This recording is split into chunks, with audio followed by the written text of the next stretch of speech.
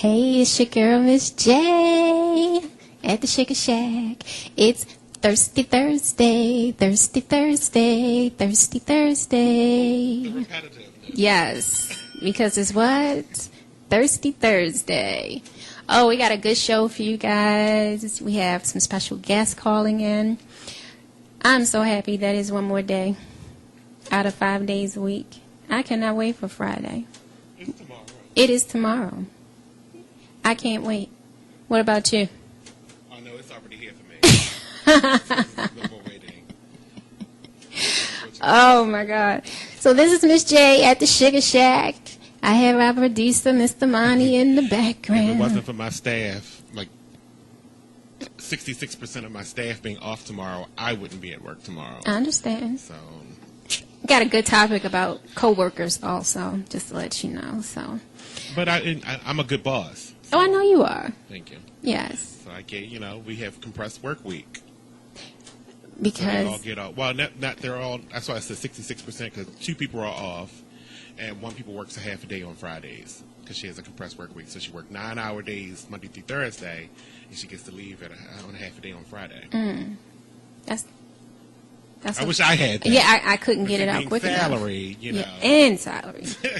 That's what I'm talking about. I can come in and work an hour, and I'm good. She getting her coins, and she get to say, "See you later. Y'all have a great weekend." And y'all looking at the Right. time like, we still got 3 hours, 2 Right. hours left, and this chick is gone. Oh my It's difficult goodness! for me tomorrow though because I didn't have to rush. I hope it's not raining tomorrow. When I called you, I did not expect it to be raining like that. And this time I don't have to run out and park and grab nothing. Go Oh. get my car at 6 o'clock. I parked down on the lot today because it was raining. Oh, lucky I didn't you! want to go back outside. 'Cause I'm right around the corner. I get in a bad mood when it rains. My body aches. My knees. I'm over here rubbing them right now. If you can't tell. My back is. I got my icy hot right You here. don't see me rocking. See? I'm rubbing my knees. Ah, Look, though, before you get into the topic for today, though, okay. I'm coming across the street, you ringing the phone, my whole entire salad is rolling down like Lexington Street. Oh, that's why you was like, I can't talk right now. Talk right now, things is jumping off. My salad was rolling, I lost one of my dresses, the car came Oh in, my so God! ran over I know it. you was mad at me. I'm sorry. It wasn't your fault, the bag was getting wet. It was paper bag, so it fell right at the bottom and was rolling down the street. And I'm chasing it. No. Because I'm hungry as I don't know what. I'm going to eat the salad right here. Ring the bell. Ring the bell. Oh my God! I was looking at the salad when I came, and I'm like, it looks a little funny, but okay, who am I to This judge? salad right in your ear. Look. Is he doing it? My child ate my Royal Farms. I looked in the box. She ate the chicken. Oh yeah, that was rolling down the street. Because I'm going to put this on Facebook, and I'm going to send it to Stephanie Rollins Blake ass Oh my God! and the governor for not wanting plastic bags. Protest. Yeah, that bag is a little sad right now. But at least you saved your salad, because that would have been a Right. waste if the salad rolled down the street and all of it fell on the street. We sell it $8. Pot belly. That's more than a little gas change right Uptown there. salad. All right, but Uptown it's the best salad. thing in the world. I know that's what. Oh, Grapes, cranberry. I like that. You need to take a picture of that Oh, I talk about pot belly all the time. before In you my dig face. into it. Take a picture. Can you send it to me, please? Thank you. Sure, yeah. I appreciate it. So, my honey bunnies at the Sugar Shack, I'd like to thank you for tuning in on this Thirsty Thursday with us. Like I said, we have a great show lined up for at the Sugar Shack today. We have 2 special guests calling in, 2 authors. Our first author is, I'm sorry, I lost my train of thought right there. Will be, I need to print my agenda. I really lost my train of thought right there. Well, before we go there, I have to present this topic because it comes a little close to, well, it comes close to home. And I've been getting inboxes about it when I posted it. So the topic of today, the first topic of the day, should ex-offenders have an anti-discrimination law passed. What's your feedback on that? Oh, I got something. Okay, wait. Because I do have an opinion. You're killing me.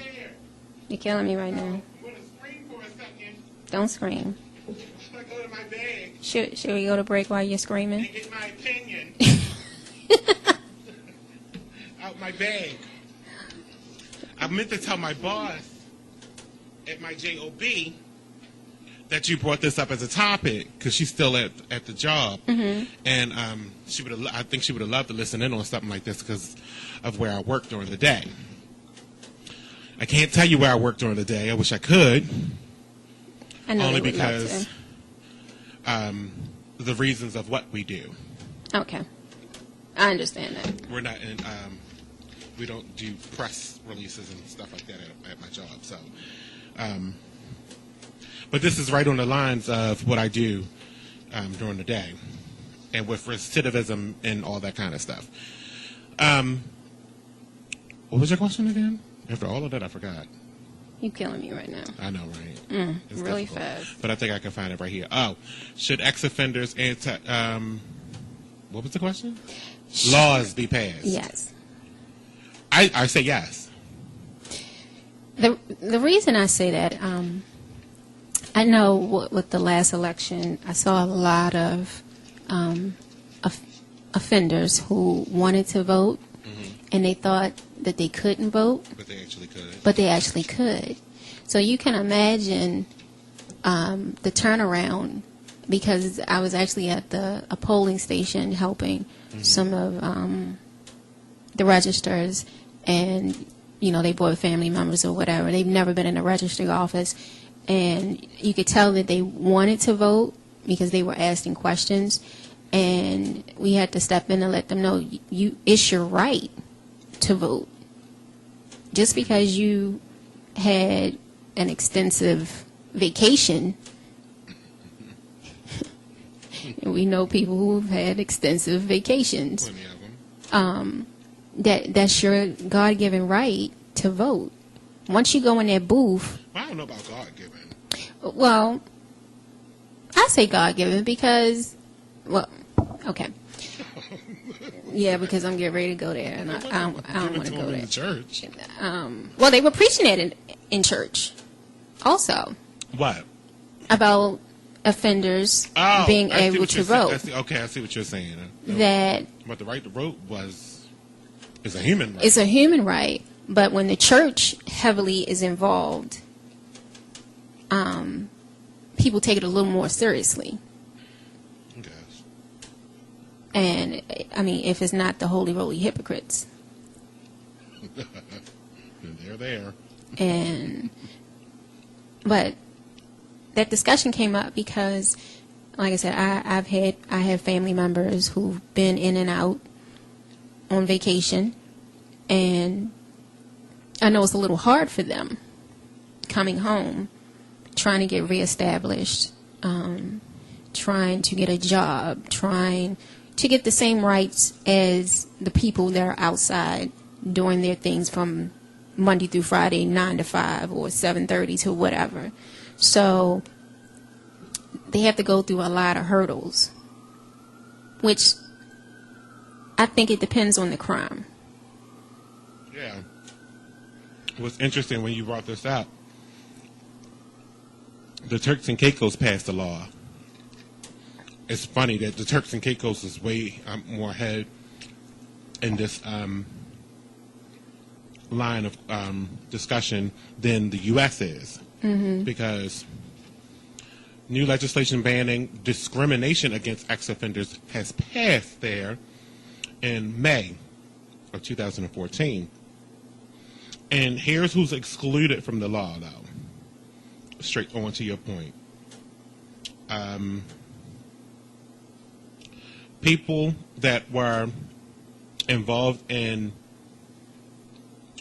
offenses related to children and the vulnerable, which would mean the elderly or people that with handicaps. They are excluded from the law. They can't participate in the ex-offender trade. ex-offender law, which allows them to vote and get jobs. And also, this law is also not just for ex-offenders, but transgender too. We were talking about that the other day. Yes. And that's amazing. That the transgender and, have more rights Rights. than Ex-offenders here in the U.S. ex-offenders here. So, with I that, would love to live in the Turks and Caicos if I could think find I me a would radio too. job. I think I would too. And I would just live Beautiful on. island. I would just live in a pretty pink house. It's a beautiful island. I don't know why pink, but every time I see pictures, they always have like a pink or orange house or, a neon house that looks so inviting to live in. Yeah, I would want a bright house and just go on the beach every day. Don't have to worry about anything. Work at a little bar. That's the life right there. You don't think that when people go over there, they're worrying about coming back over here? I wouldn't be worried about coming back over here. I wouldn't be worried about it at all. I mean, this would be my This would be the vacation spot To after come living back. there. Yeah. Yeah. And I wouldn't stay long.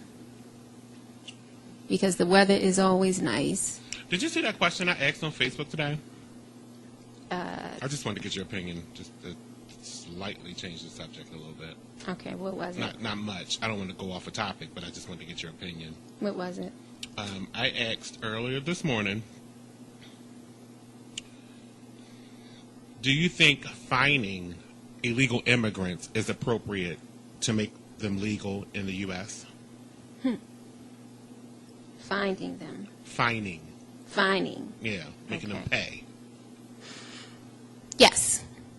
Meaning illegal? Making them pay a fee to become a legal. Yeah, I think they should. Why not? Because it's the land of the free. But, let's see. If they start working and they paying taxes, why do they have to also pay? But all of them are not paying taxes. No, I'm saying, but the question is it appropriate to make them pay this fine if they're becoming legal in the U.S.? Okay, if they're becoming legal. All right, so let's give an example. So they get over here by any means necessary. Right. We won't say what. They stay with relatives. They get them a job at X, Y, and Z. They're working. They don't speak English that well, or they might claim. That's part of the rule too. They have to learn English, but Okay. I'm just talking specifically. Okay, it's good that fine. we're both doing the quotations at the same time. They want them to speak English too, but Okay. and I agree they should speak English. They if they live should. in the U.S. because this is an English-speaking country. They should. Which is a multi-bi and multilingual. I agree. But I'm talking specifically on the fining of them. So how much do you think is appropriate for a fine? And what is it I don't that you're... think a fine is appropriate at all. Okay, if you were biased, right? And you said, you know what, X, Y, and Z, I think you should pay such and such because you've been here tax-free. I think you should pay X But see, amount. that's the misconception about people that are working illegally. Because usually they are illegal, but they can get us. They usually get Social Security cards, and then get real jobs, and then get real paychecks with taxes taken out of them. So they do be paying taxes, although they're illegal. They're not actually citizens of the U.S. There's the big misconception there. Not all of them are making money under the table just because we see them on Highway 95 picking apples and oranges. Did you say Highway 95? You going down? You going down? But No, because they're not all picking apples and oranges or working in somebody's field. no, they're not. They're cleaning people's houses. They're maids, but they came from an agency or whatever the case may be. And the agency runs it as a legit business because these people have Social Security cards, so they're taking taxes. So, what do you think about, before we go to break and we discuss our two authors that's coming up, Mr. Leonardo Bustos, who is a dating coach. Yeah, we all need that. He's a dating consultant, and he's going to talk about his company, The Competitor. So he's coming up at 5:30. You like that? Everyone needs a little dating advice. You need some dating advice? I don't. Hush up.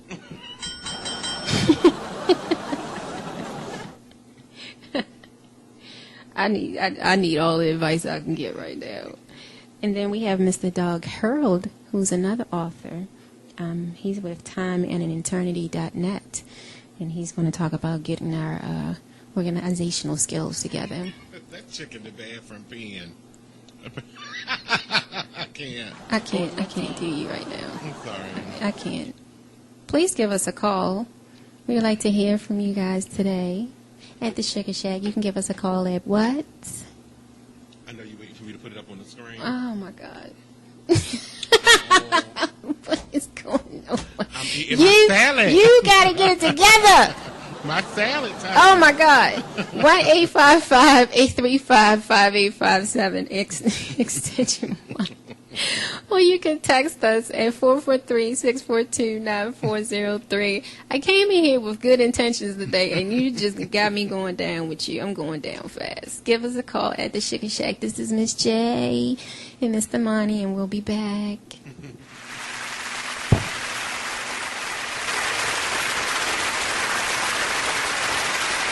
Why is no one prepared? What do you say? Huh? Why you don't have your headphones on? Huh? Why you didn't have your headphones on? The mic on? Oh, I'm sorry. Woo, it's been one of them days. What is going on? One of them days. I'm so sorry, guys. Oh, that's better. I hear you, but with my mic. Y'all know Today? Come on in. the topic. Come on. Here we go. Oh my God, we going down. Yes, we're on the air. Please introduce yourself there, though, baby. I'm so sorry. This is Miss Versatile. Just tuning in, just getting in. Did not know we were on the air. That was wrong too, because I had my headset off. So It's our first week. I'm trying to get some stuff done. So we can finish up on the topic, but I definitely want to get to this quick topic before our guest calls in. Monty might not have to deal with this, but I know you and I have dealt with coworkers, horror stories. Oh, no, I have some of those. You do? Of course. I hated my old supervisor. I wanted to push her down a flight of steps. That's how I currently feel about my supervisor right now at my day job. Yeah. Jay, you already know. I really know. How about that the maybe a month after I was hired, the secretary at the main office told me that my supervisor actually wanted to hire the older white woman. She didn't want me. So I've been privileged to have this knowledge for the last 7 years and just been dealing with the condescending manner, just talking down, talking at me, and it got really, really bad this past year, and I had to put her in her place in a politically correct way, and we haven't really had a problem since then. I'll let you chime in, Monty, because I know my mouth can be a little slick sometimes. How about what you want me to chime? Well, your experience. I just told you. Well, with me, I don't take any crap. Me either. Right. And I always feel as though the same way I put in my pants leg is the same way you put on yours. So a title is a title. That's something that the company gave you. And more than likely, most of them who have that title got there for whatever reason they got there. But you have to remember, where you came from. And a lot of people forget where they came from before they got that title. I know it's a lot more responsibility when you're upper management or whatever, but you can't just step on your staff, because those are the ones that will make you look better in the upper management eyes. Agreed. I think her issue with me is that I was just too ambitious. I was too ambitious for her. Yeah, I don't want to stay, as I call it, a paper pusher. I don't utilize my degree in my day job at all. I'm underpaid, and she knows I'm not happy. So I don't know. I guess she was using those factors against me. And she probably thinks you're younger than you actually are. That could be it too. Because you look younger. Thank you. I mean, it's true. You do. I'm not gonna put my age out on the air, but yes. I wouldn't either, but what I'm saying is, when I first met you, I thought you were in your, you know. Yeah, in I my can say this, your early 20s. right. And then I know you got a grown daughter, so there's a difference. Well, I could have had it at a young age, but You right. have to be in your early 20s. I actually did have. Well, we're gonna leave that alone. I'm not putting my age You out probably had there. it in your early 20s. Don't want to put that out there. I'm not gonna put my age out there. I just look good. What's that song? She got the baby face. Yes, that's me all day. So yeah, as far as that's the experience that I've had with a supervisor. I have experience working with women. I prefer to have male. First off, I prefer to have male supervisors, but that too can become a problem because then you may have to deal with sexual harassment. But as far as like women, just are so catty in the workplace, and I feel and it doesn't differ between white and black at all. At all. I mean, I would say it could get more messy working with, some sisters. A lot of times I feel that my white counterparts look at me as I'm passive aggressive. That's a good word. Like, oh, why'd you say that like that? Because, then you're labeled as, because of your tone, you could be aggressive. You could be not approachable. That's it, right? I'm girl. You're not approachable because people don't know, what kind of mood you're in. Those are the excuses that they come up with. You're telling my day life story right here. So now no one comes to me. They go to my supervisor. No people used to come to me, but they noticed that my supervisor and I started to have an issue, and everyone wants to be on the supervisor's good side. So they tend to shy away from me and just go straight to the supervisor. And I'm looking at them like, at her, I'm like, why did they just come to me? Well, not gonna pull up my Miss Versatile. Miss Versatile. Know how to switch it up real Right. fast. They just don't feel very comfortable coming to your office and saying anything to you. Okay, let me keep it that way. When they need something, don't come to me then. Come to you. So that's just how I carry it. And if you, all the listeners, if you want to chime in and tell us about your experiences, give us a call. And It was up there all the time, and then you want to point and point and point. I'm so sorry, Mom. Don't call me out. For our listeners, if you want to chime in and tell us about your experiences with dealing with co-workers or supervisors, you can call us at 855-835-5857, extension 1, or text us at 443-642-9403. We're going to go to a quick commercial break and come back. Okay. Oh. You just called me out. It's going back. Did you just call me out? You know why? Because I gotta go. Me too. Okay, well, let me find a song. He is killing me right now. Put on. Don't see me rocking. She works hard for the money. So hard for the money. Hard for the money, and you better treat her right. Monty.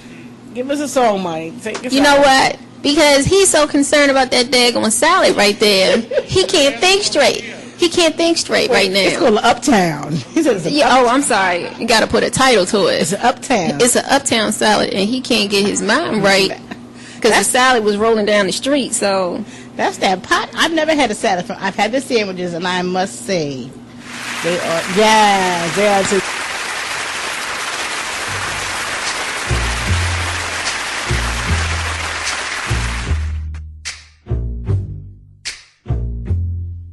And we're back at the Sugar Shack.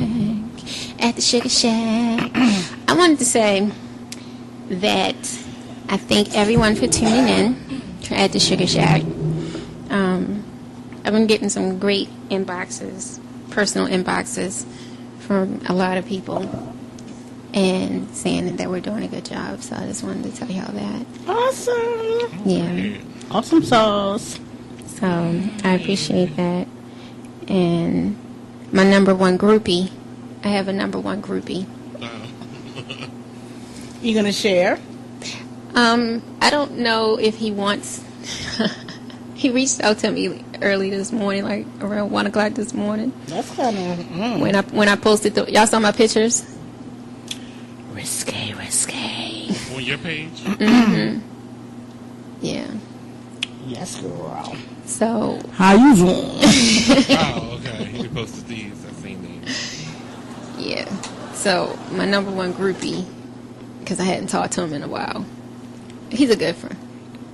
He's a good friend. Right? And Right? Was I right? Oh, okay. no. But it's good to have a number one groupie. I think everyone should have one. You know, when you get those late night phone calls for encouragement, your number one groupie will be the one to give you that sit down and talk to. So, number one groupie, you know who you are. I just wanted to say thank you, and then following up with me this morning to see how I was and this afternoon. So, thank you, number one groupie. And I said I would put a posting up saying I got a number one groupie. So, I got number one groupie too. At least who's your number one groupie? I'm not Taiwan. I don't know who this was. I just called my cell phone. That's the thing. I wouldn't call him my groupie. He's my number one supporter. Okay. Groupie supporter. And I'm his number one supporter. Well, that's good. We support each other. Cue the music, Monty. Cue the music. I'm going to tell him not. I'm going to tell him. He probably listening too.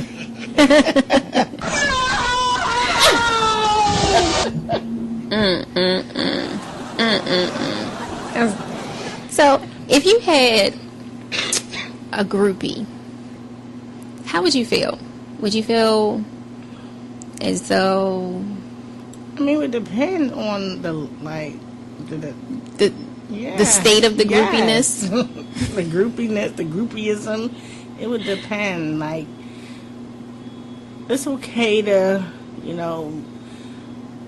get on the page and shout me out and say you're doing a great job. I support you. But don't be inboxing me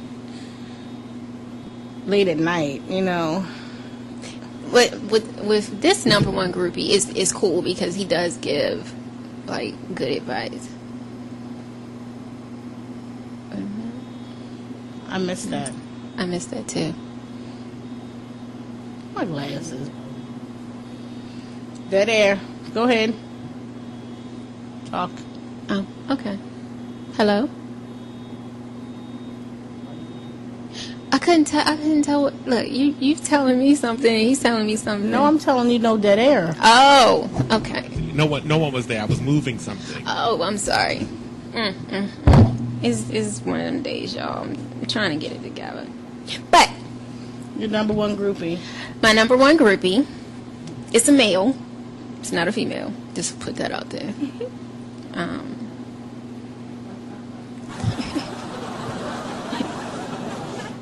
So I just wanted to put that news out there. But he's very encouraging. Like, he knows the encouraging things that need to be said. It's a good friendship. Put it like that. It's just friendship. It's just friendship. Does he like you? He likes me. So it's not just friendship. I mean, it's just friendship on your end, but he likes you. So you have to be careful because you don't want to lead him on. No. He knows. But no, he created the title, I'm your number one groupie. So it's more of an endearing. It's not mutual. You don't like him back in that way. No, it's friendship. That's Okay. all. But he does like you. Mm-hmm. You have to be careful. You want to lead him on. You know, I don't lead nobody on like that. People don't always intentionally lead people on. No, I Just won't. gotta be careful. I won't do that. I'm not that kind of person. Again, it doesn't have to be intentional. No, that's what I'm saying. I mean- he knows. That late at night. That late at night with that voice of yours over the phone. It could be leading. He's serious. No, No, Tamani. I didn't. but I get that. I get that all the time about my voice. Like, So I'm gonna call you Gangstar. It's the voice that. Let me stop. Okay. All right. Let me chill. Back to the what we're discussing. Groupies. Yeah, it would have to depend on the level of groupiness. But yeah, no inboxes. Cause that feel like you're stalking me, and any dude that inboxes me anyway, I let my boyfriend know. We laugh about it. Look at this thirst McGirt. So no more inboxes, guys. well, on a lighter note, are y'all ready for this election that's coming up? And that you're jumping into my committee. I'm sorry. Well, we can talk about it now if you want to. Go ahead. Well, we were going to do this later down the pike, but for my community news, early voting started today. The 2014 Maryland primary election is scheduled for Tuesday, June 24th. But you have the opportunity to vote early, and it began today. It began today at 10 a.m. and it's to June 19th. Poll centers are open from 10 a.m. to 8 p.m. And make sure you check out the State of Board election website for all your election information, including how you can register, information on the candidates, polling locations, and of course, you have any question that you want to ask. Please exercise your right to vote. Don't add to the problem. Help to find a solution, because guess what? Everyone's vote counts. Everyone votes count. Mm-hmm. And the thing is, ring the bell. That's right. The thing is about voting in this new election. So, one, I know who I want as guests to come in here. Since we both mutually know certain people, I definitely would like to get their opinion on this election. So, that will be coming also. Yeah, it would have to be next week or Monday show. Either sometime next week or Monday show. Have that guest come in here. To get their opinion on a lot of things. So let me ask this question: if you had the power, any of you, for one day to change anything about Baltimore, what would be the top? What would be the top 3 things you would want to change? Bring back the recreation centers for the kids. Give them something to do. No, Yes. that's not the top 3. I disagree. But that's for you. The top is to get rid of this damn mayor.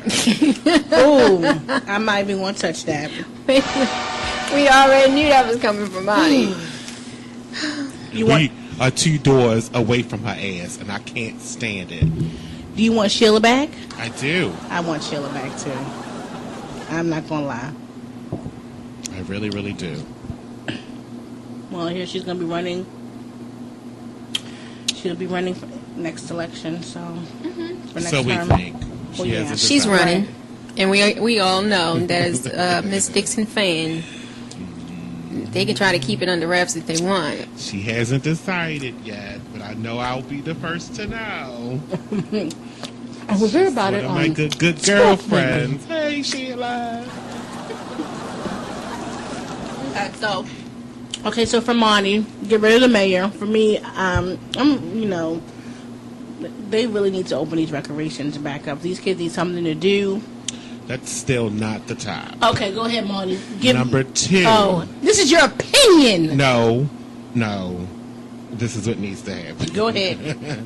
Number 2 is an entire overhaul of the Baltimore City Police Department. Agreed. Yes. Now you can say whatever you want. After that, I agree. Go ahead. Everybody needs to be retrained. I'm sorry. Part 2. they offer me. No, go ahead. That's it. That's all I had. Those are my top 2 problems. Because I just... But one of the things that would probably help any city in America, is to bring our government to the 21st century. Now, Our government needs to be brought to the 21st century. on that note, the city of Chicago, apples to oranges, because Chicago is bad. Do you think Baltimore is creeping up there where Chicago is, as far as the government? I don't know much about Chicago's government. Well, because they're in their bankruptcy stage, financing wise. Really? You sure Chicago and not Detroit? I thought it was Chicago. Detroit Oh, is in Detroit. bankruptcy. I'm sorry, Detroit. Chicago is one of the wealthiest cities. in I'm this sorry, I country. apologize. Detroit. No, Detroit. Yeah. Do you think? But see, the thing is, Baltimore is not on the verge of being bankrupt. No. But Baltimore, even though I don't live here, and I'm here all the time though, so it's a lot of things that I see needs So to we be got in- we got wasteful expenditures. Yes. Yes. But that's why we got to get rid of the mayor, because she's the one who approves the expenditures, Yes. and she's sometimes the one that brings about the expenditures. $600,000 phone system. Are you kidding me? For one building? For one building?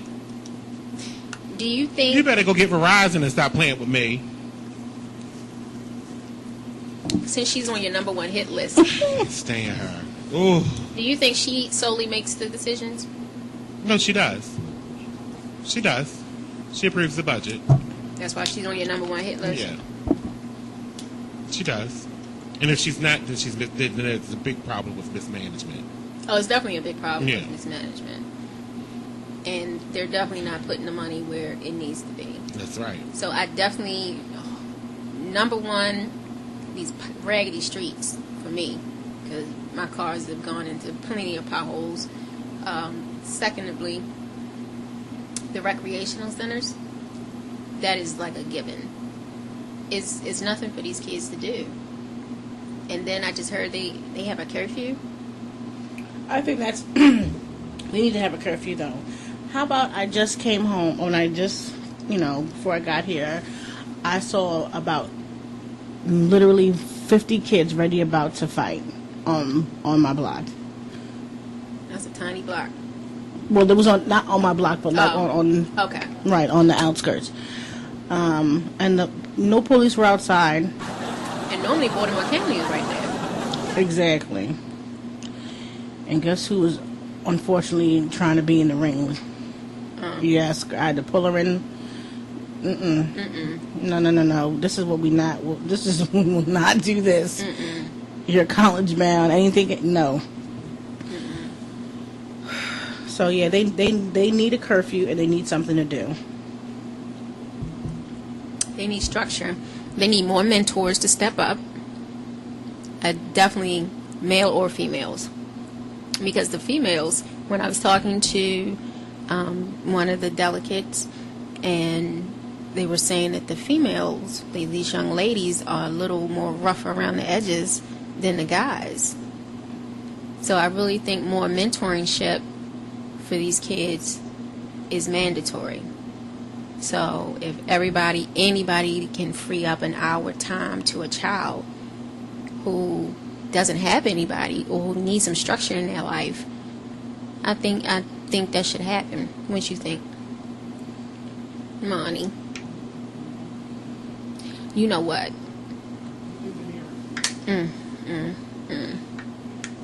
How you doing? How you doing? Monty does it so good. I'm doing my engineering job at the same time because my mic malfunctioned in the middle of you talking just now. I saw that. So I had to, replace it. But I'm here. What was your question? I'm breathing in and breathing out. Now I have to put the mic on the stand. Okay. Wait a minute. I'll let you do that. No, go ahead. Ask your question. I'm live. Okay. Do you think more mentorship is needed, for male and females? No, I need some parenting done. No mentors. I'm sorry. It's not always about the mentoring process, and we can't actually take a person and put them with somebody else's child and think that that's going to solve the problem when the parents aren't being noticed. I agree. And then you want somebody to mentor your child to make them better for society when that was your job. So an example of, a parent is incarcerated on vacation. I don't like saying But that's different. That's different. If they are incarcerated, they can't do their job as a parent. True. So that's when the mentoring come in. Right. And most kids don't like change. They don't like somebody telling them what to do or trying to get close to them because they might think, they want something, and then they're going to leave. It's a lot of different mentalities for a child when it comes to a mentoring coming into their life. But like I said, the top is the recreational centers. They definitely need to take some of these abandoned houses and do something instead of them just sitting there.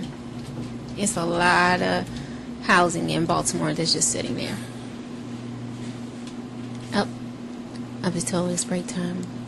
This is Miss J at the Sugar Shack with Morning. It's versatile. Go to break. Go to break. Just go to break. Hit the music. That was horrible. Well, if I'm like that, it's too loud, right? New mic. My mic sound nice. Go to break. Just go to break. Did you know that our shows play all day and all night? So you could never miss a minute of the informative, funny, and extravagant mayhem that is our station, BeExposedRadio.com. So be sure to check out our shows like The Talk Lately Show, The Sharon Nixon Show, Let's Talk, and The Ladio Show. For less than $50 a month, you can have the most intelligent home on the block. With Xfinity, you'll get some of the fastest internet speeds in the nation, so you can stream movies and shows on any of your personal devices and program your DVR on the go. Xfinity even lets you control your lights and temperature and get security and fire alerts from any PC or tablet 24/7, 365. All services are backed by a 30-day guarantee and start at just $49.99. Call today, 866-824-4019. 866-824-4019. Can you tell if the leftovers from this dinner party are beginning to grow bacteria that could lead to severe diarrhea, vomiting, and stomach cramps? Listen. You can't see it either. Get leftovers into the refrigerator as soon as possible. Spoiled leftovers can make you very sick, or worse. Roughly 3,000 Americans will die from food poisoning this year, but you can keep your family safer. Check your steps at foodsafety.gov. Brought to you by the USDA, HHS, and the Ad Council. I didn't realize, and it had a place for you to put your clothes and your shoes if you was to get naked, but it wasn't that kind of parlor. Yeah, right. With the Chinese people with the little fingers and stuff. It wasn't that kind with the happy endings. But it was so good. I laid down on the table. He didn't even tell me that he was getting ready to turn this machine on that was going to... I fell asleep. It was like 3 minutes in, I was gone. And it was only for 10 minutes. Wow. But I was gone 3 minutes. I was like, and it massaged, not only did it do the part where I was injured, but it did all the way up to the top of my skull, like right there in the middle. That's why I was gone. It was like giving me the neck treatment. It was like a passion mark. But, it was really good. It felt wonderful. It was wonderful. Passion marks hurt. I know, it was hurt so good. You be trying to enjoy it, like, Stop the blood. Am I bleeding? oh, yeah, oh, that's enough. Keep going. It was one of those. It was really, really fun, though. I enjoyed it so much. I mean it. I can't wait till tomorrow. Tomorrow I just might get naked without them asking me.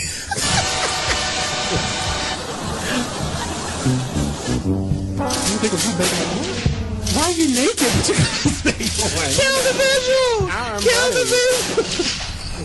Like this. Like, I am ready.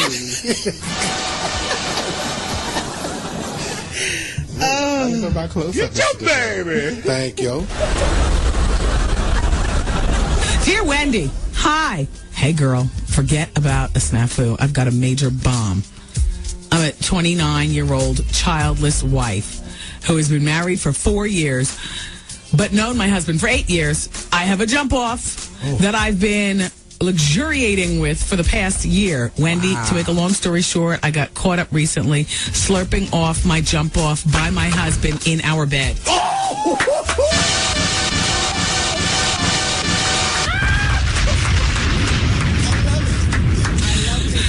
Good show.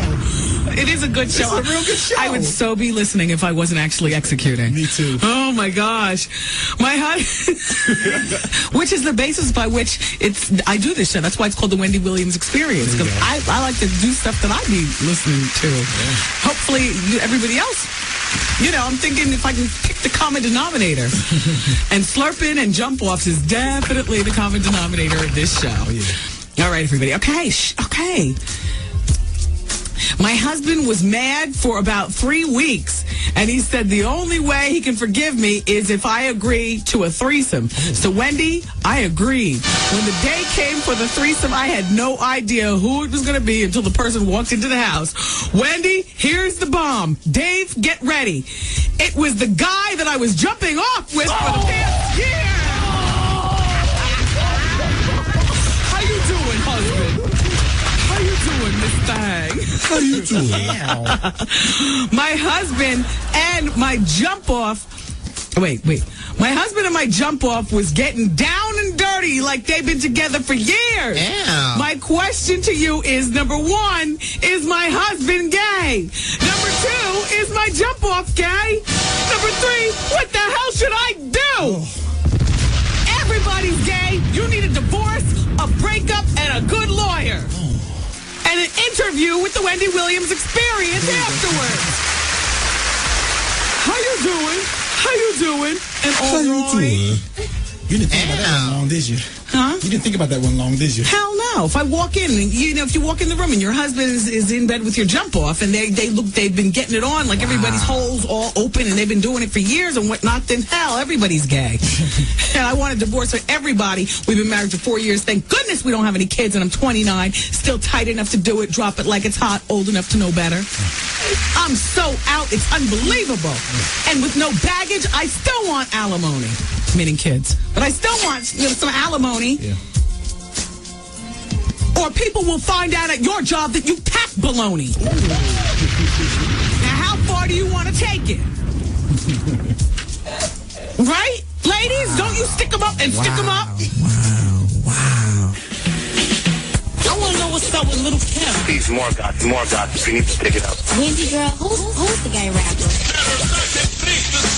Rather controversial. Controversy in the rap world. This is what I know how to do, so I'm not playing. Go hard or go home. The ain't playing. I don't think I've ever seen anything quite like this before. The Wendy Williams Experience. Hello? You have to disconnect one line in order to put the other ones on. Oh, boy. Oh, boy. Okay. Hello? Okay. Oh. Hello? Hey, Wendy. Hey, by the way, everybody, that's why it is what it is. Hey, sir. How you doing? I'm doing well. How are you? Good. Hey, I know this is not a Vice Hour, but can I hit you with one real quick? Sure. All right. Listen, I'm a foster child. Let me start out by saying that. I'm 32 years old. Where's my stapler? Uh-huh. I don't know. I've been with my girl for 8 months. Uh-huh. I never met her parents. Never met her family. I met them last night. Her mother is my birth mother. Shut up. Because if this was the facts, I wouldn't read it. I think you were lying. No, I'm not. Okay, so in other words, you all are stepbrother and sister. Or excuse me, you all are half brother and sister. Half brother and sister. So why do you even have a question? Why are you even... All right, what is your question to me? Because my answer is bail. Yeah, I know. Exactly, man. Have you had sex with her? Yes. Exactly. Look. Did she go down and give you a professional? Come on, Wendy, yes. Oh, my God. You got beat off by your sister. No, did she swallow? Wendy, it's not a joke, man. Yo, did you go down on her? Yes. Oh, Lord! Did you spoon afterwards and run your fingers through her hair? Wendy, that's enough. Oh, crap. Yeah, How many exactly. Okay, crap. You've been with her for 8 months. That's a lot of sex. Yeah. Oh, damn! So what is your question to me? I don't know, man. I don't know. I know what I got to do. It's a rap, you freak. I mean, you didn't know, but now you do. It's time to get to know your sister in a non-biblical sense. Yeah. I don't know. I'm just thinking about leaving them all, man. Well, why? Do you love your mother now that you've met her? Is she a wonderful woman? Yeah, I met her once. Why did she give you up? Why did she give you up? Money. Didn't have any money back then. And now you're 30-something. You understand? Yeah, but I slept with my sister, eh? You know what I mean? Well, you can deal with that part in therapy. Yeah. Ew, and a good Brillo pad and some nice scrub in the shower. She said. Ew. Does she have nice breasts? Yeah. Does your sister have a nice ass? I don't even want to look at it like that no more, but yeah. Well, do you want to hit it again? No. Does she want you again? Yeah, I don't think so. And we got kind of ugly last night. Nah. What do you mean? What do you mean? I mean, there was a lot of yelling and screaming like I was supposed to know. How the hell am I supposed to know? It was neither one of you all's fault. Exactly. All right, I suggest therapy for the whole family. All right. Yeah. All right, Wendy. Take care. Bye-bye. Peace out. See, now if I read that fact, you'd be like, wow. Oh. Wow. Exactly, world.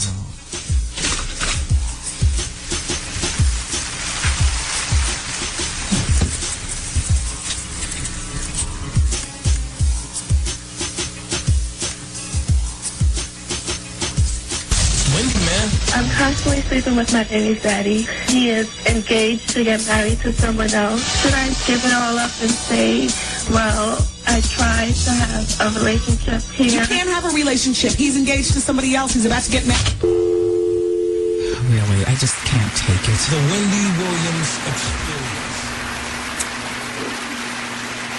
Hey, it's your girl, Miss J. Welcome back to the Sugar Shack. And Miss Versatile. And we have a phone call. Hi, who's this? Yeah, this is Doug Harold. I was calling with an interview. Hi, Doug. How are you? I'm wonderful. How are you doing? Great, great. Thank you for tuning in with us. How's the weather where you are? Because it's raining up here. Well, right now it's going okay. It's not raining. It's been raining the last couple of days, but it's not raining right now. Oh, that's good. So, yes, can you tell our listeners about your new book? I can't wait to get started with this. And I went and I did, like, your page on your... Thank you. Yes. And I did get a lot of it, what I've been reading, what you sent me. And I like to say it's very impressive. Well, thank you very much. Thank you very much. Again, my book is In Hope for Time and Eternity, My Life Through My Eyes. And really, Jay, my book's about you. It's about anybody that's, sort of struggled in life and all sort of facets in all different ways. And honestly, it's about hope in the midst of those struggles and to be able to, apply a few skills to get out of real heartbreaking situations or hard situations, and to be able to, sort of work our way through things mentally. And it's my life story, but I think it's about everyone. I think there's a lot in there that will resonate with a lot of folks. And sometimes you get people that struggle, and I saw a lot of hurt in my life, a lot of pain. There's been a lot of opportunities to work through some of those things. So that's what it's about. So I have a question. So when did you start writing, and when did you finish your first book? Bless you. Well, I started writing a book last September, last August, last September. I sort of had the vision in my life and what I've been through, and I really wanted to tell a story of hope for people that are struggling. And it took about 8 months or so to write the book, and then also after that it probably took 3 months maybe to get it published and to go through the publishing process. But overall about 8 months. And as I was writing it, I was still personally growing and going through some pain and heartache. So kept adding things and kept doing things like that. So do you work with an outline, or do you just write?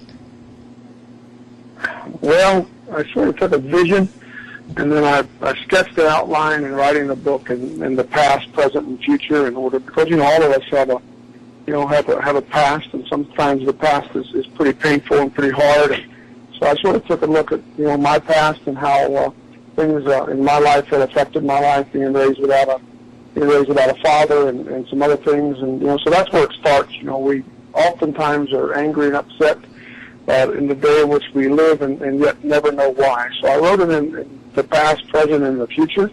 So those were my three biggest bullet points, and then inside of each of those, I broke it down.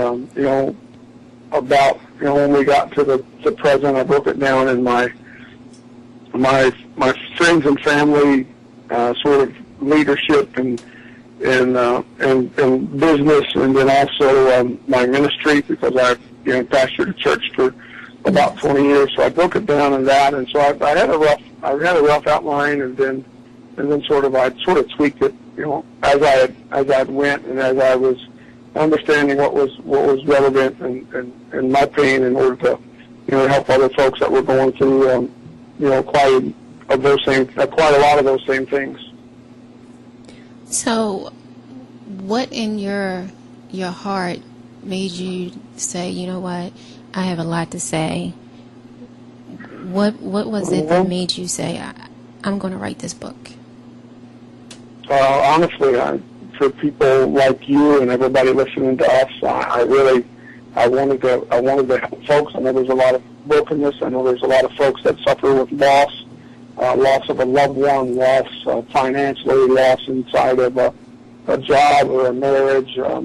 Folks grew up like me without a parent or without both parents, and ultimately, a lot of those things in my life had resonated with a lot of hurt and a lot of emptiness for me. Even after hitting 40 years old and being successful, there was still a lot of stuff there. I sort of was sort of living life for everybody else and what everybody else was thinking about me and never taking time to look on the inside. And I realized as I began to work through the process that a lot of people had a lot of hurt, and really to offer help and hope for people is why I began to write it, because I had worked through some hurt, and I know lots of folks go through hurt in aspects of life, and to allow folks to be able to grieve, allow folks to be able to look back, and because I think in the book I say once we understand who we are, the where we are, and the what we are becomes less important. But most of us live our life with who we are being irrelevant, because we struggle so much with who we are that we want everybody to see where we are or what we are, but that's not us. So to be able to reach those folks, to be able to reach our generation, our country, our society, to allow folks to understand that no matter who you are, that's enough, and to begin to start working on that foundation. Begin to work through the hurt, begin to work through your own failures, begin to work through your own struggles in order to start building a foundation for a very successful and, a whole life. I call it the wholeness of life. That's a really big deal. And now I live life understanding who I am and the where I am and the what I am. It doesn't matter. I'm very content talking to you on the phone, or I'm very content being at work. So that's why I started it. I really got a lot of help, and I really know that there's a lot of people hurting, and my desire is to help. I really do have the solutions to a lot of the questions that we have and a lot of the problems that we have, whether it's spiritual, financial, emotional, leadership, work principles, professional or personal development. So I wrote a book because I have a lot of solutions for a lot of folks. Now, your normal day job, I'd like to commend you for being the vice president of manufacturing at Warnick Foods. How did that come about? Well, thank you. I had been at Warnick Foods for a while, and I've worked there for a while, and I was director of manufacturing, and we installed an operating plan that really has made a big difference in our company the last few years. And then we drove out a lot of costs, and we changed our morale. Lots of inner city folks in Cincinnati. We've got a lot of great people that work with us that I worked for, about 500, and really began to treat people like people. We worry about what to call our employees. We call them employees or associates. I just believe if we want them to act like people, they are people, we should treat them like people. And to really begin to leverage the 500 folks in the plant that I get to work for, because my job is to make them successful. And over the course of the last 2 or 3 years, we've been very successful. And with that, I was fortunate enough, because of the great people that I work for, meaning all of the people that traditionally the world would say that's under me, but they're not under me. I believe in servant leadership, and so the 500 people that I work for, I felt like I got the honor of getting promoted because of the great work they've done. So that's how it come about, and we've been very successful. We have a great group of people that I get to go in and serve every day and get to touch their lives every day, and certainly they touch my life every day. People at their core, most people are really great people. So to begin to leverage that in any organization, I think is a really big deal, and I think that's how organizations need to be successful. I think there's, the us and them mentality really hurts. It hurts our society. It hurts, our companies, and yet we wonder why, when folks leave work every day, they shouldn't have to leave angry. They should go home feeling like they're part of something, feeling like they're successful. And then that'll build our home life, and that'll build our kids and our families. And so I think, we spent time separating work and life, and I think that hurts us, because to be able to treat people like people and allow them to feel a part of something is ultimately where they get some intrinsic value, and they go home feeling like, hey, we've been successful today. And no matter where I'm at as an individual in my employment status, it is truly because of the great people that I get to go in and serve every day, because they're great people. And if you want to be great, surround yourself by great people, and I certainly have great people. Wow, that was part of the conversation that we had started the show off with, of horror stories at work. And you just basically confirmed about upper management that, oh man, you know how I feel about this topic. And you just That's okay. really... Go ahead. We can talk about it.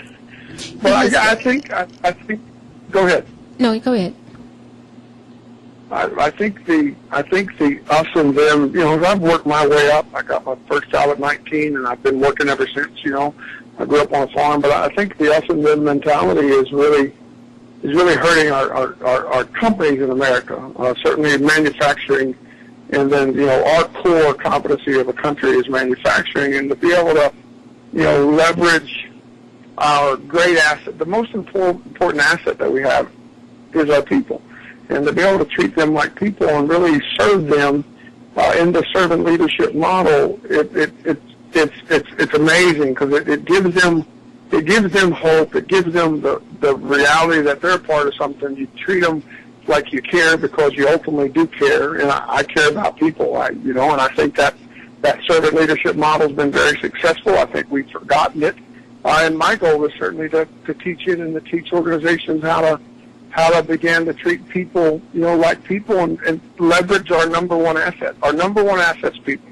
If we could do it without them, people would, but we can't, you know. So our number one asset's people, and to be able to treat them right and lead them and serve them and develop them so they can better themselves and better their family and better an opportunity, whether it be at the company they're currently at or to grow grassroots skills that they can take and apply to other companies if the chance for the development or if the chance for the next level is not available in their job. So I believe in developing people. I believe in, you know, that's the most important part of what we do is develop people. And then if, you know, us as a company has opportunity for folks to grow, fine. But if not, it's better to develop people and see them go on and make something out of their life than to never develop people and wonder why we're failing. So it really is about people. Wow. And I would love to know what, you know, and I would love to, you know, I'd love to have conversations with folks that don't think that people is the key part. The reason that most companies are not as successful as they could be is because they don't leverage their greatest asset, and that's our people. Employees. Yeah, employee morale is low. Yeah, employee morale is low. So guess what? When you go home as an employee, you've had a bad day at work, and you know your family says, "Well, how's your day?" And you sort of, you know, the old saying, you kick the cat, and you feel frustrated. But if you can leave work, if you can leave work being successful, you know, accomplishment drives confidence. So if you can leave work and say, "Hey, my team was successful today, and I was a part of that." Well, I gave a suggestion, and they took that.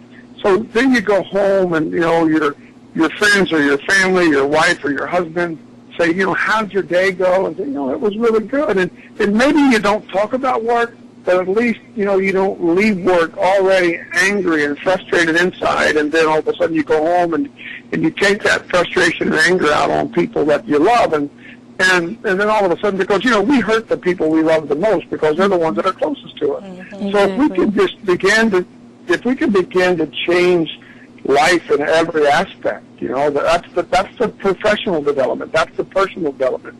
You know, us, and you know, the greatest investment that the person ever makes is inside of them. So when we begin to make the investment in us, then all of a sudden everyone else gets the benefit. So we've been taught that, well, do things for you yourself. I'm not talking about selfishness.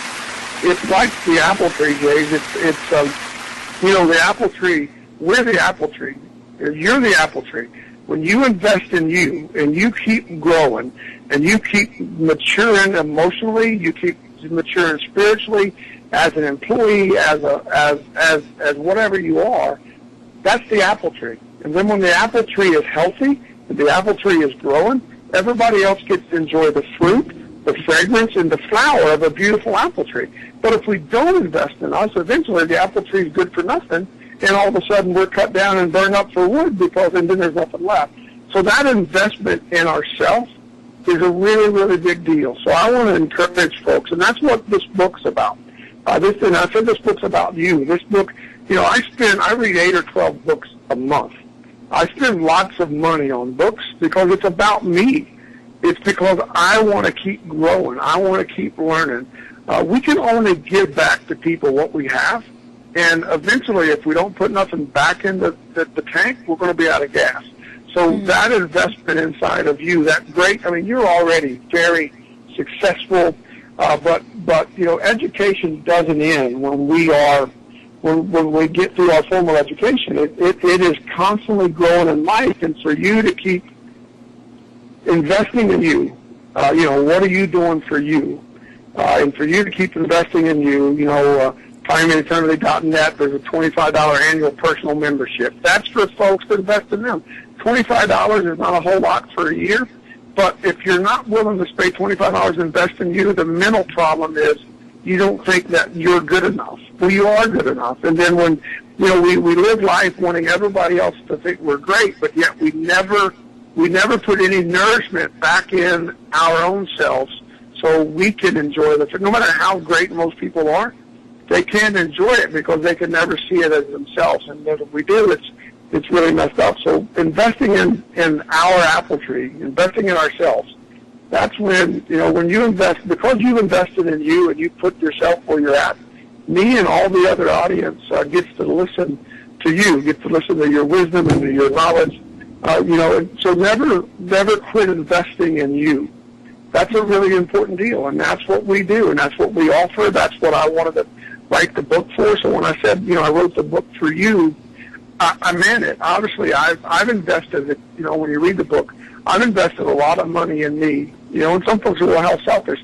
No, it's changed my life, and because it's changed my life, it's changed everybody I've come in contact with. It's changed all of the folks that I get to work for, my 3 daughters, my wife, my church, my friends, my family, because I have grown, and I don't look for validation from everybody else. I can rest in who I am. And, we are robbing our society when we don't grow, when we don't invest in ourselves.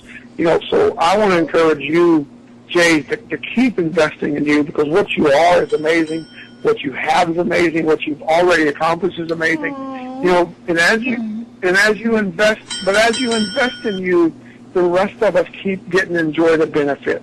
And that's what life's about. It's about giving back.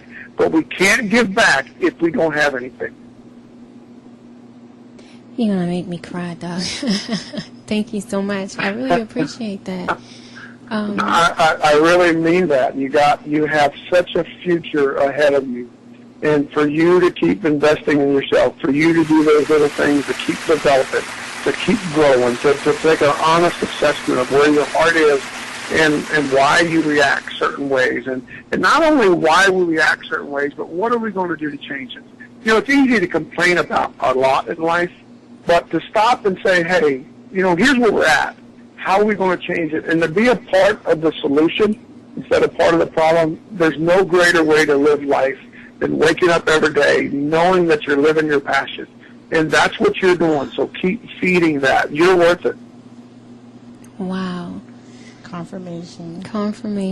And it's crazy because I hear that all the time. And I really do try.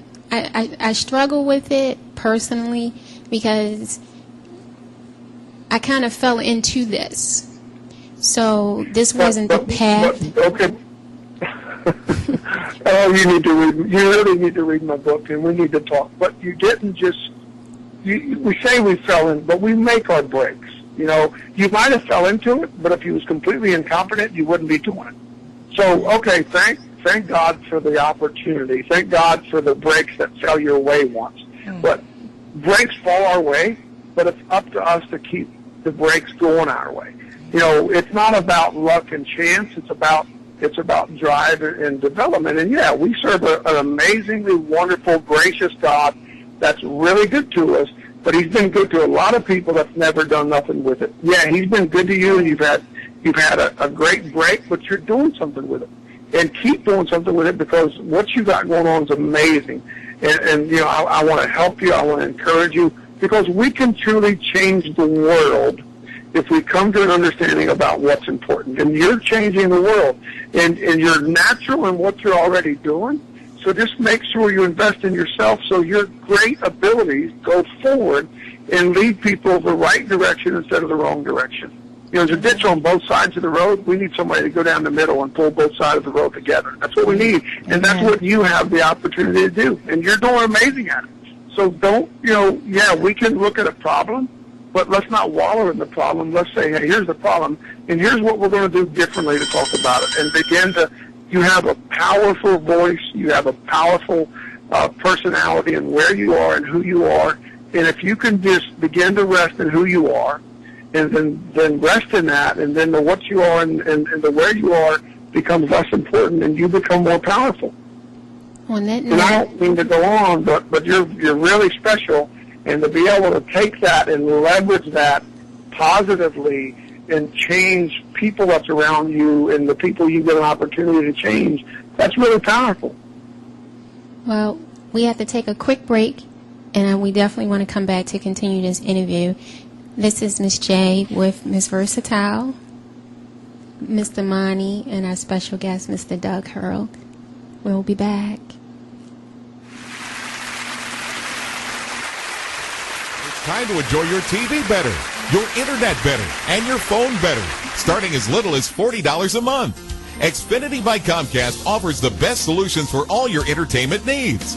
Choose from thousands of on-demand titles, stream movies, and shows on any of your devices. Control your DVR on the go from anywhere. And now introducing Xfinity Start Over. Restart a show that's already in progress. Now you won't miss a minute of your show when you're running late.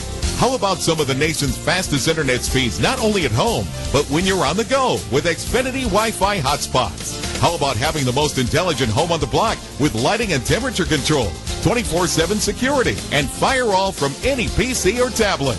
All services are backed with a 30-day guarantee, and packages starting at just $49.99. You can't lose. Don't delay. Local reps are waiting for your call. Just dial 866-824-4019. Again, that number, 866-824-4019. Only in the forest can you see this. But nothing beats the moment you see that. Cool! That's your child's eyes opening up to a world of possibilities. There are some moments only the forest can inspire. Find yours at discovertheforest.org. Learn about forests near you and discover cool things to do when you go. And you might just see this. Visit discovertheforest.org. Brought to you by the U.S. Forest Service and the Ad Council.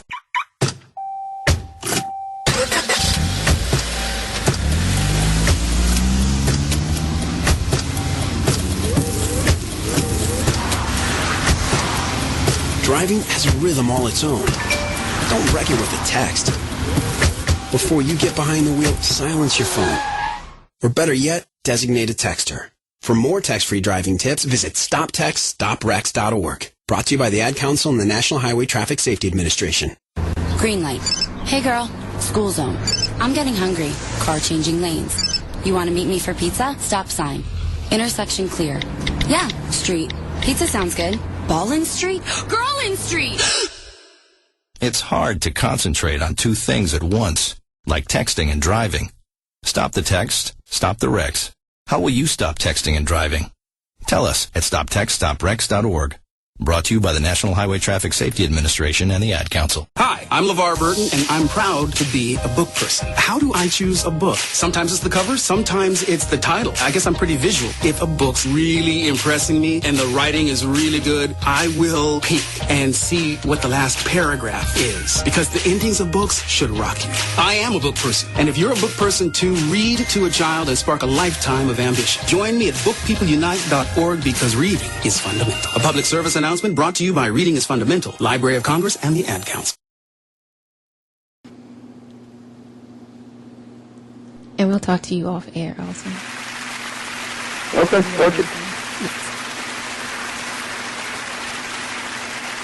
Hey, it's your girl, Miss J, at the Sugar Shack. It's Thirsty Thursday here in Baltimore. I'm with my cohort, my sister, Miss Versatile. Miss Versatile. And we have Mr. Producer in the background. He's ignoring us. Monty. I'm not really really ignoring you. I'm trying to. Oh, okay. And then we have our special guest. Ring the bell. Mr. Doug Hurl. Amazing confirmation, just anointing Mr. Doug Hurl. So we went to break. Very, very much. We went to break, and you were giving such an enlightenment about life and your past and your future and how you touched so many people. I know we have a couple of more questions before we have to wrap it up. Doug, I wanted to know, is there any particular author or book that influenced you in a way, either growing up or as an adult? Obviously, when you certainly the Bible has had a big influence on me, but certainly the last several years with my thirst for growing. I mean, I love biographies. I love autobiographies. I love psychological books to help you deal with stuff. And I think start with Why, and then the book The Drive. Both of those books seem to be really able to help me. Start with Why and all of them is sort of connected to my heart, what I already knew. So when we hear things, it's sort of as Jay said, an affirmation of, oh, I knew that. I just never thought about it in that way, and all of a sudden it makes it clear for us. But I think when we understand the why behind why we're here, that's a really big deal.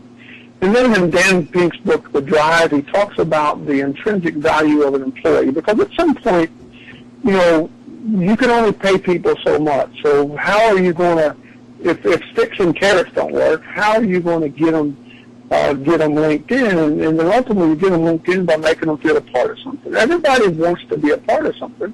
And it's amazing to me how arrogant most people are, and they think they got to be the bride at every wedding and the corpse at every funeral, and they think it's about them.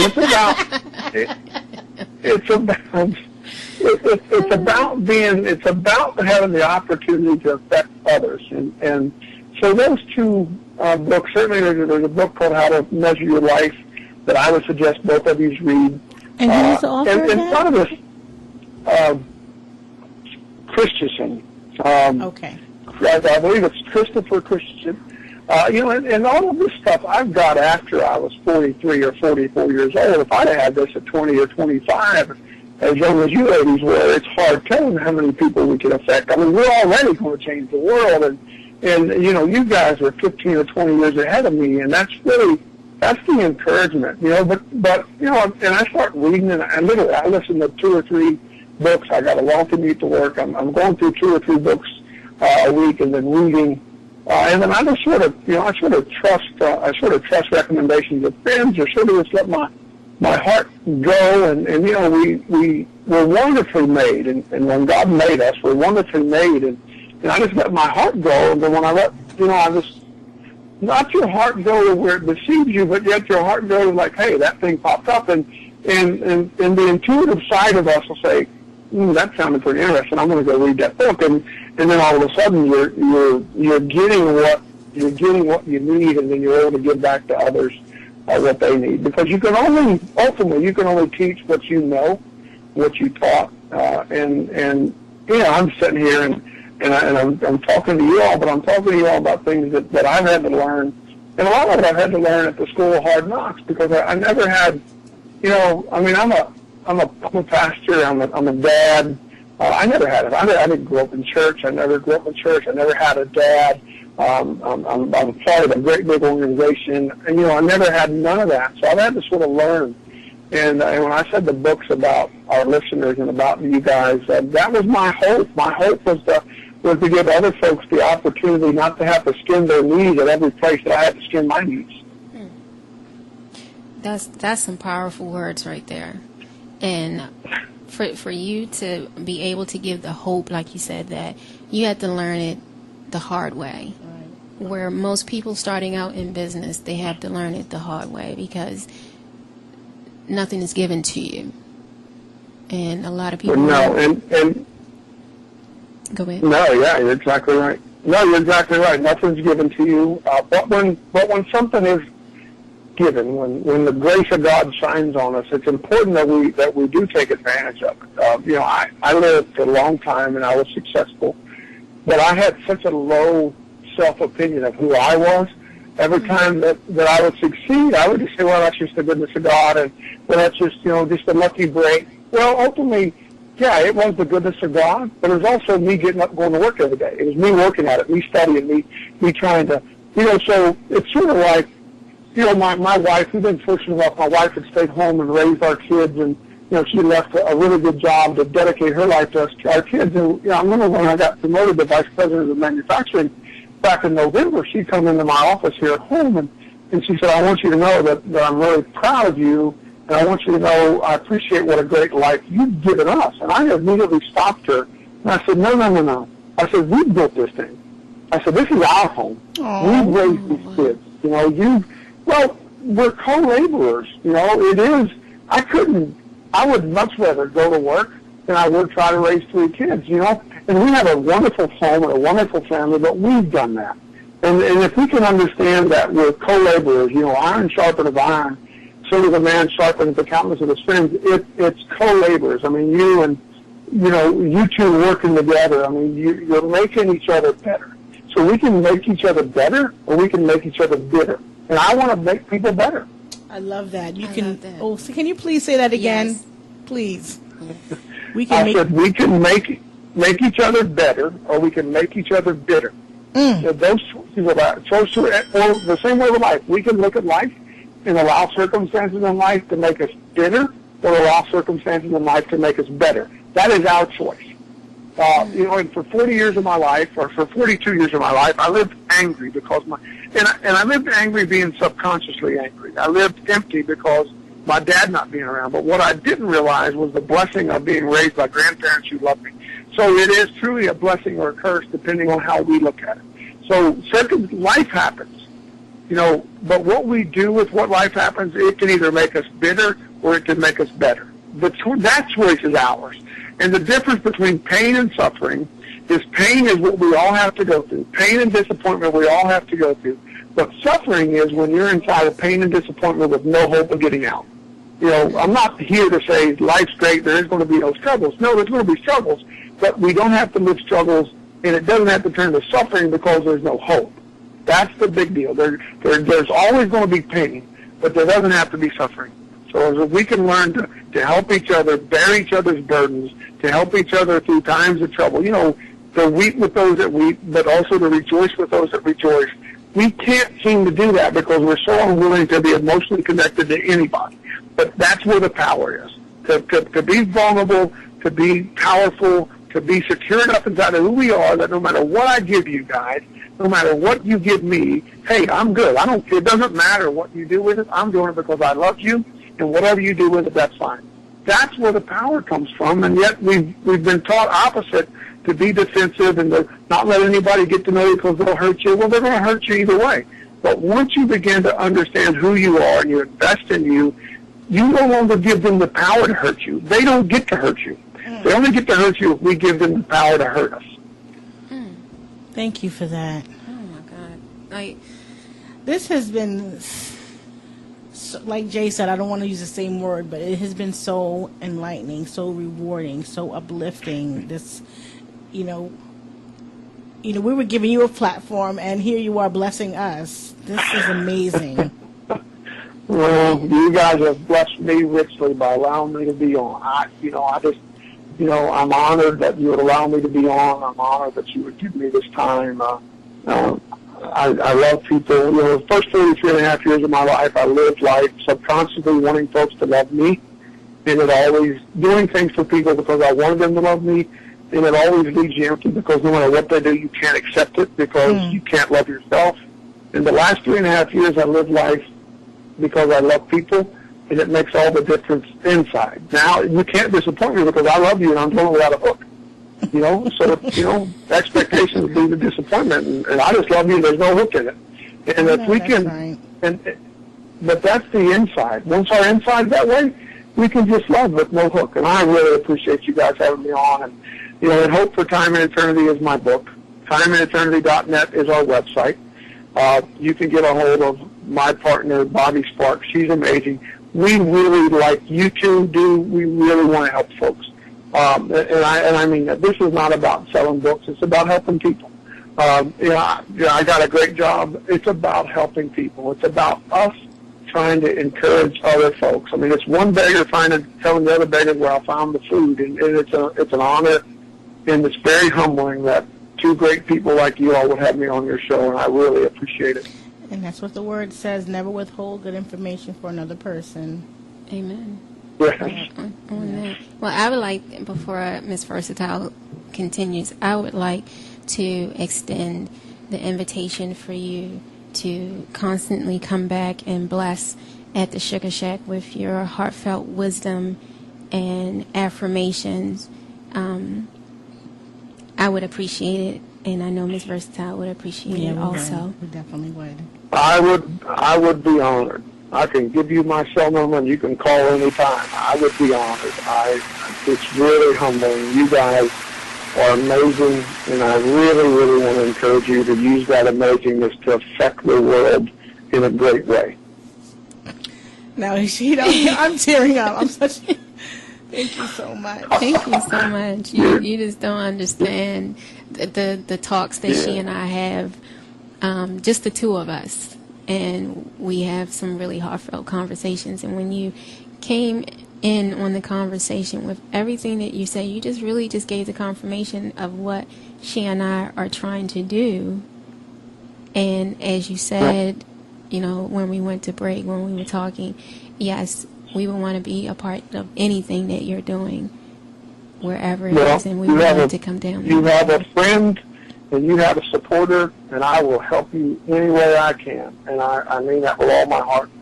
It's really great, and I'm so honored to get to know you guys, and I can't wait to meet you. I can't wait to help you, and you guys have already added so much to my life. It's really awesome. Thank you. Thank you so much, Doug. Have a great show with the rest of it. How can our listeners find you? TimeAndEternity.net. All of my information's on there, even my picture's on there. That's pretty scary right there, but it's still there. So TimeAndEternity.net. In Hope for Time and Eternity, My Life Through My Eyes is at Amazon, Barnes & Noble, TimeAndEternity.net. Zulon Press is our publisher, and I can't wait to get to be a part of what you two are doing, because I might just be able to help you, and it'd be fun to stand back and watch you all fly. It's awesome. Thank you so much, Doug. Thank you so much, Doug. Did you want to hold on while we go to break and get the information? And what time is it? I'd love to. Okay. Can we cut the break real quick? This is Miss J at the Sugar Shack with guest Doug Hurld and Miss Versatile and producer Monty. We're going to take a short break.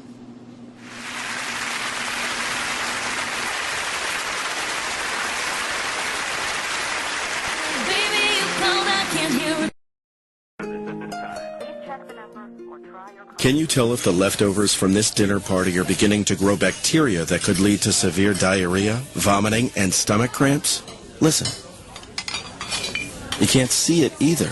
Get leftovers into the refrigerator as soon as possible. Spoiled leftovers can make you very sick, or worse.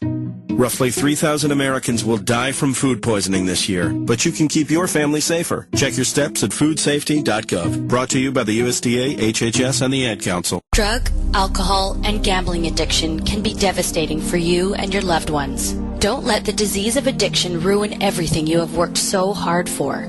If you or a loved one is suffering from a drug, alcohol, or gambling addiction, call now and get a free, confidential consultation. Help is only a phone call away. Call 1-877-867-3063. That's 1-877-867-3063. Hi, we are back at the Sugar Shack. This is Miss J. And Miss Versatile. We had a great interview with Mr. Doug Hurld. thank you again for blessing us with your wisdom. Everyone go buy his book. I've pasted it on the Facebook page. Awesome. And thank you from the bottom of my heart. Miss Versatile, my partner in crime. Yes, ma'am. I thank you, my sister. I thank you. I thank you for allowing me to be on this platform with you. This opportunity, we've been talking about it for years. Yeah. And it finally came to fruition. And it's never in our time. It's always in God's time. And it is our time. And we're, I'm just amazed. And thank you, Monty. Thank you, Monty. I couldn't get it out quick enough. Thank you, my putty. You're welcome. We're so blessed to be a part of BeExposedRadio.com. Oh, now I'm gonna cry. Makes me sick. Makes me sick. So we're getting ready to wrap up. Miss J, Yeah. What is the sip on this favorite drink for today? Sip on this. Now, everyone know I'm not the drinker, but I've been occasionally taking little sips here and there with some interesting drinks. And that one drink from last week has gotten my mind, so I got to get one every week now. That Pineapple Crush. Oh my goodness. Can we go tomorrow? It's Friday. Yes. To Bill Bateman's. The Pineapple Crush for $5. So all I can say is, so that topic, sip on this, that will be our subjects of alcoholic beverages that everyone has tried, liked, disliked. So we will be posting that for Thirsty Thursdays. Oh, well, maybe we can have, what is her name? Oh, excuse me. I know her name. Crystal Carrington, the socialite diva, the Uptown diva. And she's always talking about her cocktails. Maybe we can have her on the show on a Thursday. That would be great. I think that will work for Thursdays. Thirsty Thursdays. She can call in and give us. Yeah, that would be great. Yay. I'll reach out to Crystal. Please do. I have a bit of a thing right now.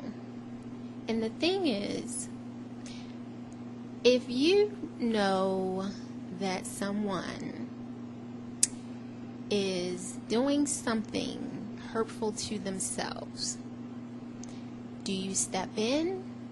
Do you not say anything? Better yet, I'm going to give this quick example. Okay, so someone I know is getting married this weekend. I extended a hand to someone to help them because their funds were low. As a favor to me, the person stepped in, rearranged their schedule, lost some coins doing this. Calls me yesterday because they had a verbal contract with my friend. Calls me upset because the person now says, oh, I got somebody else. That's not your fault. No, it's not my fault. But the point is, I brought this person to this friend of mine, and that friend rearranged their schedule and messed up their money to do me a favor. And in turn, they had a verbal contract and then was going to have a written contract today. How would you feel? Monty.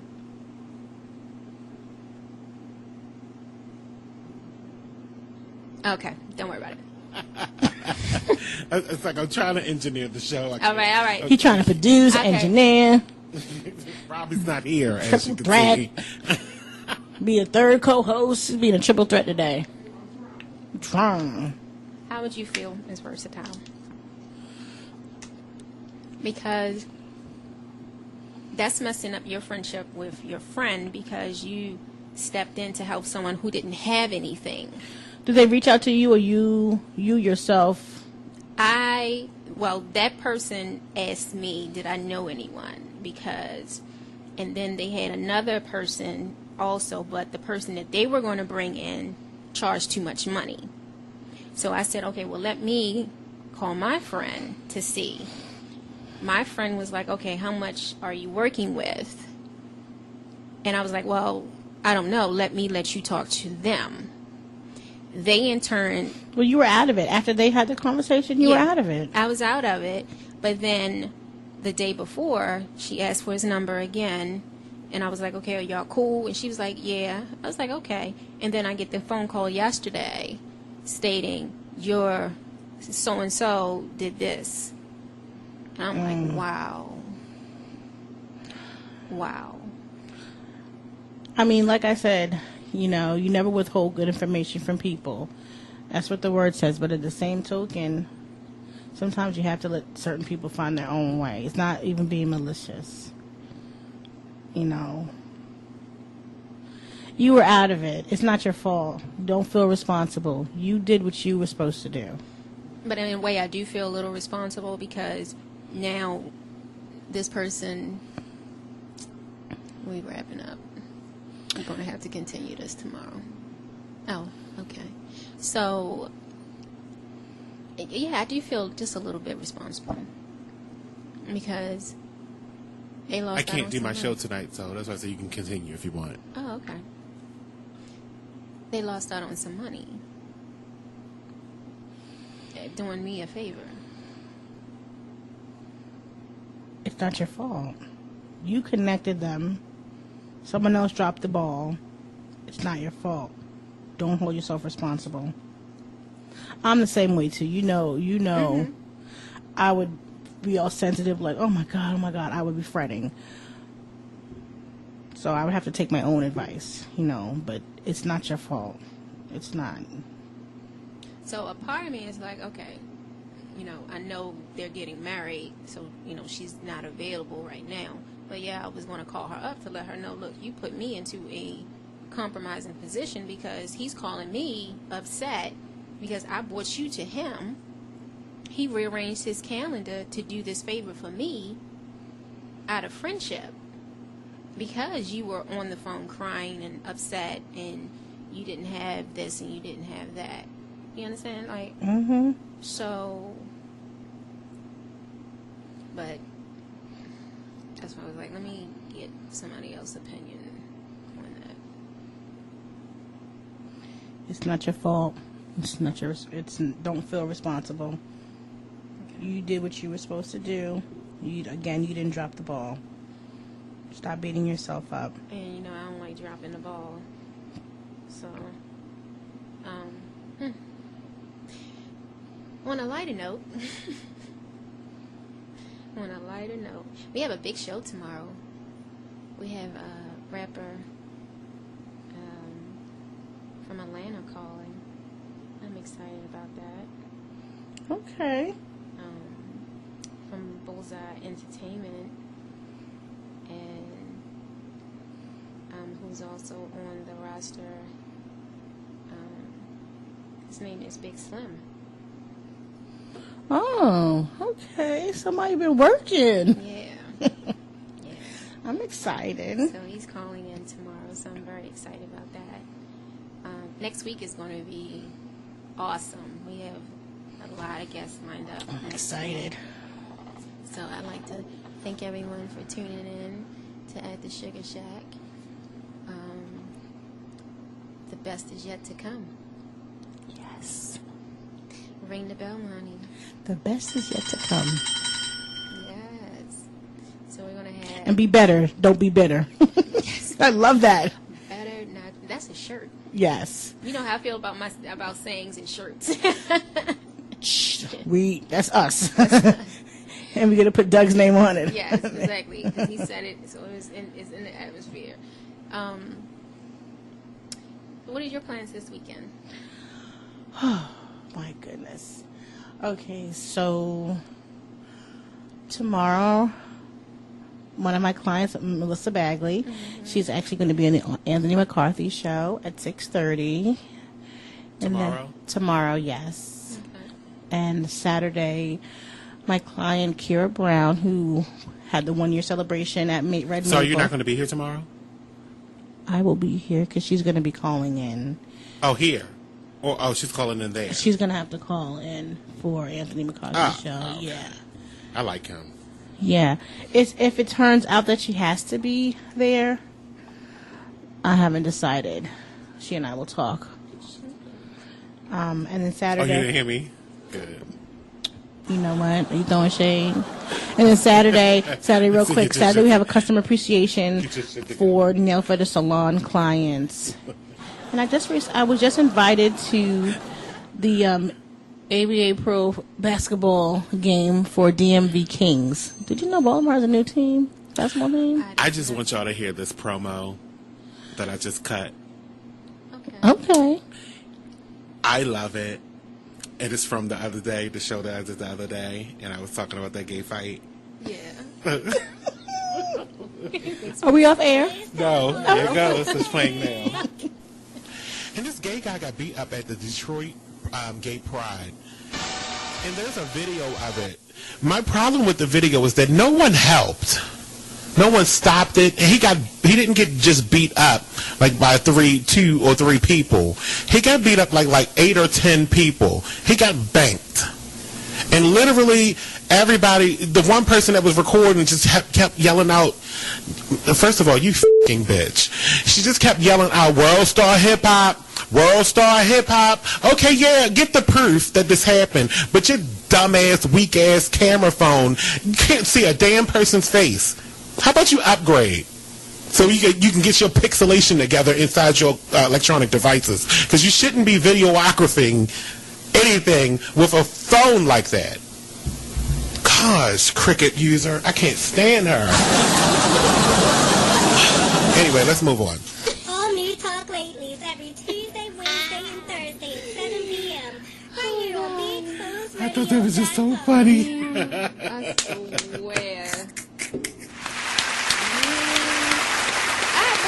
Because the crazy thing, when he was sitting here, when he was saying it was funny. So now that I'm listening back at it, it's even funnier because, oh my God. You said your pixel picture. Your pixel. That's what I was doing while y'all kept asking me questions. I was like, I wasn't even paying attention. Right. I'm too busy laughing. Well, when we wrap this up, I do need to come over there so we can do our thing real quick. Okay. So let's wrap this up then. Let's wrap it up. This is Miss J. And Miss Versatile. And Monty. At the Sugar Shack, Monday through Fridays, 5 p.m. to 7 p.m. You can reach us on Facebook. You need to get on that mic. You can reach us on Facebook. I'm done. See y'all tomorrow. Deuces. Ciao. Shaka.